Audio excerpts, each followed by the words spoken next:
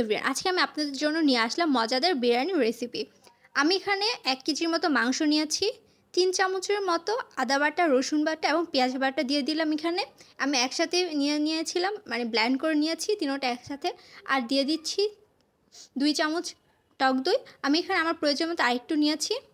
আর এখন আমি দিয়ে দিব পোস্ত বাটা, কাজু বাদাম বাটা, মানে সবগুলো বাদামকে আমি একসাথে বেটে নিয়েছি। আমি এখানে কিন্তু চীনা বাদাম বাটাও দিয়েছি। আর এখানে দিয়ে দিলাম আমি বিরিয়ানি মশলাটা। আপনারা দোকানে বিরিয়ানি মশলা বললে ওরা, ওই দোকানদার আপনাদেরকে দিয়ে দিবে। ১ কেজির জন্য ৩ থেকে ৪ চামচ বিরিয়ানি মশলা দিলেই হবে। তারপর আমি এখানে দিয়ে দিলাম ২ চামচের মতো সয়া সস। এটা আপনাদের পছন্দ মতো দিবেন। এটা দিলে মানে বিরিয়ানিটা বেশি মজা হয়। বাসায় না থাকলে নাও দিতে পারেন, স্কিপ করতে পারেন। তারপর আমি এখানে ৪-৫ ছোটো কাপের মতো, মানে সয়া সসের ক্যাপের মধ্যে আমি ৪-৫ ক্যাপ দিয়ে দিলাম সয়া সস। এটা দিলে মাংসটা আর কি মজা হয়। আর এখানে আমি টমেটো কেচাপ ইউজ করলাম। ২-৩ চামচের মতো কেচাপ দিয়ে দিবেন এখানে।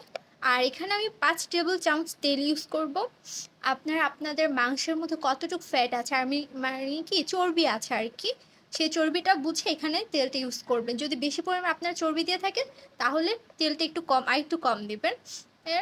কারণ চর্বির দিলে কিন্তু বিরিয়ানিটা বেশি মজা হয় না, চর্বিটা আপনারা স্কিপ করবেন। তারপর মাংসটা ভালো মতো মেখে আপনার ২-৩ ঘন্টার মতো ওয়েট করবেন। তারপর এটাকে চুলায় বসিয়ে দিবেন। আমি এখানে কিন্তু পেঁয়াজ ইউজ করিনি, এটা খেয়াল করেছেন? আই মিন কুচি করা পেঁয়াজ, আমি এখানে পেঁয়াজ বাটে ইউজ করেছি। তারপর আমি অন্য একটা পাতিলের মধ্যে পানি গরম দিয়ে দিয়েছি। সেখানে আমি পানি নিয়েছি হলো গিয়ে ৪ কাপ চাউলের সাথে ৫ কাপ পানি নিব। আর এখানে আমি পানির মধ্যে দিয়েছি হলো গিয়ে এলাচ, দারচিনি, তেজপাতা, লবঙ্গ সব কিছু। আর লেবু দিয়েছি, একটা লেবুর অর্ধেকটা দিয়ে দিয়েছি। আর তেল দিয়ে দিয়েছি। পানিটা যখন ভালো মতো ফুটে যাবে তারপর আপনারা ভিজানো ৩০ মিনিট সেই চাউলটা দিয়ে দিবেন। চাউলটা কিন্তু ৩০ মিনিট ভিজাতে হবে। এর মধ্যে আমার পোলাওটা হয়ে গিয়েছে। আর একটা পাতিলে আমি ভালো মতো ঘি মাখিয়ে পোলাওটাও চারিদিকে সুন্দর করে ছড়িয়ে দিচ্ছি। আমি কিন্তু ২টা লেয়ারে করব, ঠিক আছে? ফার্স্ট লেয়ারটা আমি দিয়ে দিলাম। এখন আমার রান্না করা এই মাংসটা দিয়ে দিলাম। তারপর আমি এখানে দিয়ে দিলাম আলু। আমি আলুগুলো প্রথমে সব মশলা দিয়ে সিদ্ধ করে নিয়েছি। টক দই, আদা রসুন, হালকা মরিচ আর হলুদ গুঁড়ো দিয়ে সিদ্ধ করে তারপর ভেজে নিয়েছি। এভাবে করলে আলুটা খুব মজা লাগে খেতে। তারপর এটার উপর আমি একটু বিরিয়ানি মশলা যেটা, সেটা একটু ছড়িয়ে দিব, হালকা করে অল্প করে দিব, ঠিক আছে? আপনার আপনার হাতের মানে নিয়ে ১ চিমটি বা ২ চিমটি নিয়ে দিয়ে দিবেন। তারপর এখানে আমি আলু বোখরা দিয়ে দিয়েছি। তারপর এখন আমি চিনি আর বেরেস্তা করা, মানে চিনি দিয়েছি বেরেস্তাটার মধ্যে করে। ভালো করে এটা উপরে সুন্দর করে ছড়িয়ে দেবেন। আর একটু বেরেস্তা আমি রেখে দিয়েছি উপরে সেকেন্ড লেয়ারে দেওয়ার জন্য।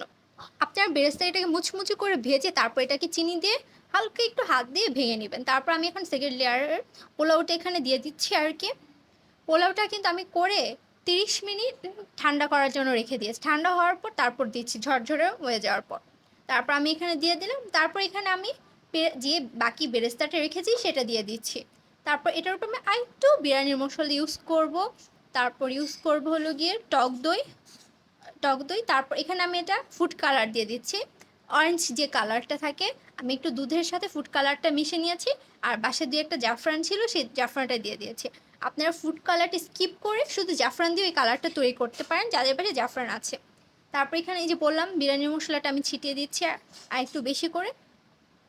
তারপর এখানে আমি টক দই দিব একটু ২-৩ টেবিল চামচের মতো, ছোটো চামচের মতো নিয়ে আমি এখানে টক দইটা ইউজ করব। তারপরে তারপর এখানে আমি ঘিও দিয়ে দেবো। ঘিটা একটু বেশি পরিমাণে দিবেন আর কি, ৫-৬ টেবিল চামচ, ছোটো চামচে নিয়ে ৫-৬ টেবিল চামচের মধ্যে দিয়ে দিবেন।